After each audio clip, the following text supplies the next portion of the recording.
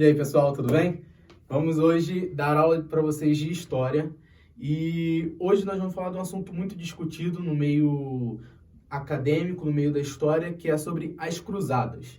As cruzadas a gente encontra diversos filmes sobre isso, então nós temos um conhecimento prévio e muitas vezes não sabemos. Mas para entender bem, nós temos que ter em mente que ocorreram 8 cruzadas, porém tem alguns autores que falam como 9. Então você pode encontrar essas duas formas nos livros. E elas tiveram início no século XI. Como que teve o início dela?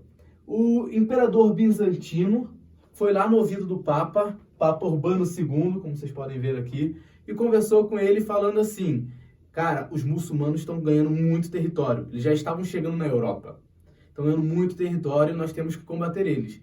Nesse momento, o Papa Urbano II teve uma iniciativa de convocar um conselho da Igreja Católica, que esse conselho foi o Concílio de Clemente. E esse concílio, eles decidiram, vamos abrir uma guerra contra os muçulmanos e vamos levar todos da Europa para lá. Nesse momento, tiveram vários interesses. Esses interesses podem ter sido religiosos, no caso da igreja, porém tinha outros interesses do próprio imperador bizantino. Por quê? Porque eles estavam chegando na Europa. O próximo território que eles iriam tomar para chegar na Europa seria o do imperador bizantino. Então ele antecipou essa ação para se defender. Só que só deles que tinham interesse? Vou perguntar ao pessoal que está aqui no estúdio, vocês iriam para a guerra sem interesse nenhum? Não, sem ganhar nada? De jeito nenhum. Eu não iria também. Nem que seja para defender minha casa, mas tem um interesse. Nesse caso, eles usaram outras artimanhas para convencer as pessoas a irem. Por exemplo, religiosos, como falamos. O interesse religioso era o quê? Liberar a cidade santa para poder ser não muçulmana, mas sim católica. Eles tinham o interesse de conquistar terreno para liberar a cidade santa das mãos dos muçulmanos. Como eu disse, o interesse já de bizantino, do imperador bizantino. Tinha o interesse também de conter os avanços deles na Europa, não só do imperador bizantino, mas de outros imperadores.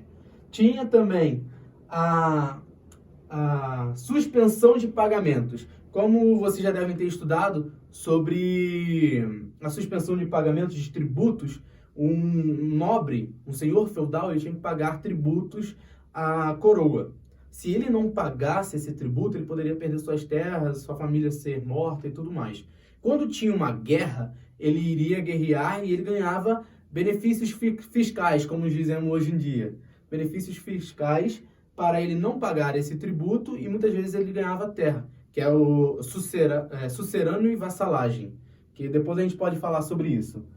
Mas ele suspender esses pagamentos. Aqui temos também conquistar terras.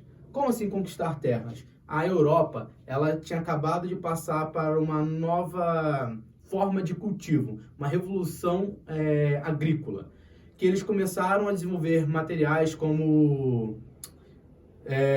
me fugiu agora da memória o nome, mas era tipo um carro de boi para arar a terra.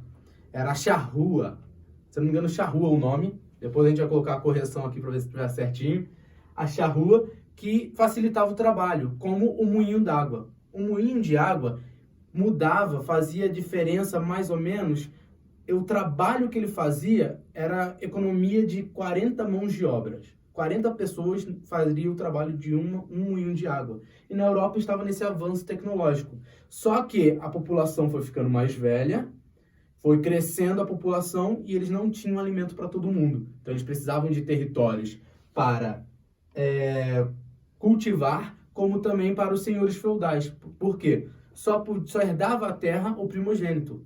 Agora, aquele nobre que não era primogênito, ele não herdava a terra. Então eles começaram a querer mais terras para essas pessoas ocuparem um posto também na sociedade e ter uma função. E com isso, gente, eles queriam também reabrir a rota para o Mediterrâneo, que a gente sabe sobre as rotas para a Índia. Um dos motivos da descoberta do Brasil foi uma outra rota para achar isso, como nós já havíamos estudado nas nossas escolas. Mas será que eles alcançaram todos esses objetivos, esses interesses? A gente vai ver aqui agora. As transformações que essa guerra provocou na Europa e também na região do Mediterrâneo.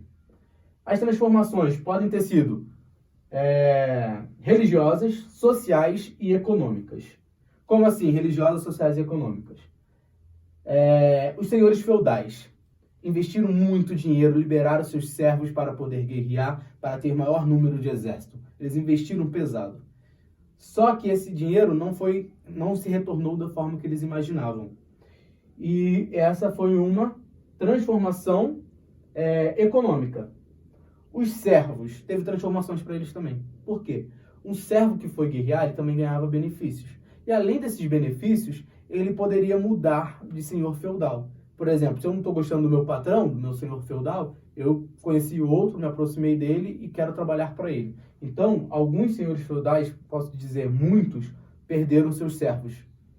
E com isso também reabriram o mar Mediterrâneo. Pensa, os senhores feudais perderam dinheiro e os comerciantes começaram a ganhar dinheiro. Por quê? Por causa desse aqui, olha. Os mercadores, os comerciantes, com a abertura do mar Mediterrâneo, da rota de comércio para pegar especiarias do Oriente, eles começaram a ganhar mais dinheiro e essa pirâmide social começou a mudar a cara dela, que a gente vai ver na próxima aula. E a mudança religiosa que faltou aqui foi o quê? Eles não conseguiram ganhar a guerra e conquistar a cidade santa novamente. Então, essa foi uma mudança religiosa que eles tentaram alcançar com o objetivo, mas não conseguiram.